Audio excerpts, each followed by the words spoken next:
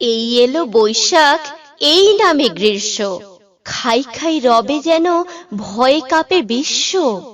চোখে যেন দেখি তার ধূলিময় অঙ্গ, বিকট কুটিল জটে ভ্রুকুটির ভঙ্গ।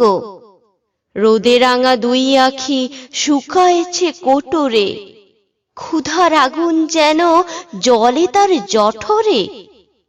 মনে হয় বুঝি তার নিঃশ্বাস মাত্রে তেড়ে আসে পালাজোর পৃথিবীর গাত্রে।